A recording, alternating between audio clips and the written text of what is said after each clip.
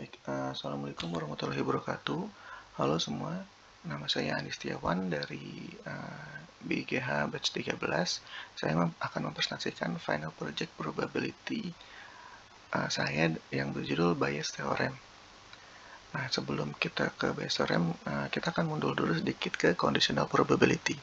Jadi, conditional probability adalah konsep probabilitas yang menggambarkan probabilitas suatu peristiwa terjadi. Probabilitas suatu peristiwa terjadi jika diketahui peristiwa lain telah terjadi atau sedang terjadi.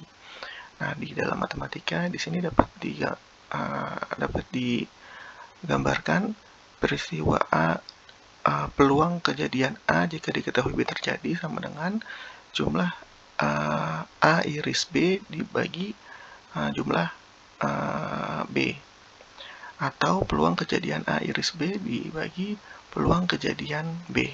Nah, conditional probability hanya bisa dihitung jika peluang kejadian B lebih besar daripada 0. Kemudian ke law of total probability. Law of total probability adalah prinsip dalam teori probabilitas yang digunakan untuk menghitung probabilitas suatu peristiwa dengan mempertimbangkan beberapa kemungkinan yang saling eksklusif dan menyeluruh.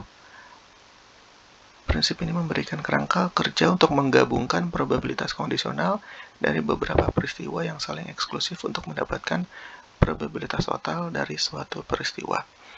Atau dalam rumus matematika ini dituliskan peluang kejadian A adalah jumlah peluang kejadian B ke N dikali peluang kejadian A jika diketahui B ke N. Nah, kemudian bagaimana jika kita tidak memiliki semua datanya?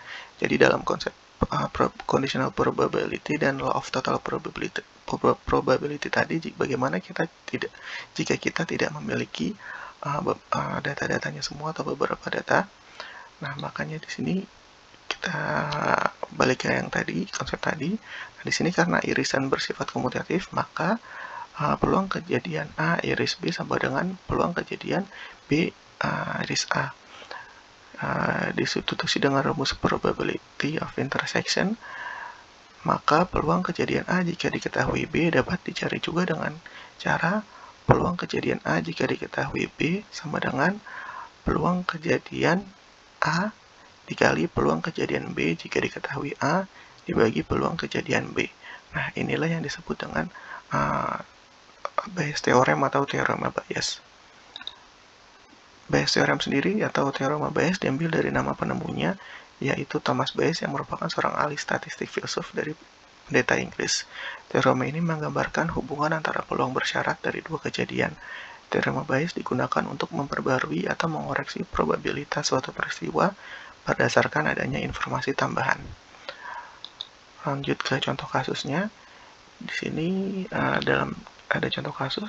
Jadi dalam dataset asuransi kesehatan terdapat sebaran data perokok berdasarkan gender. Nah, bagaimana cara kita mengetahui peluang seorang wanita jika diketahui dia perokok?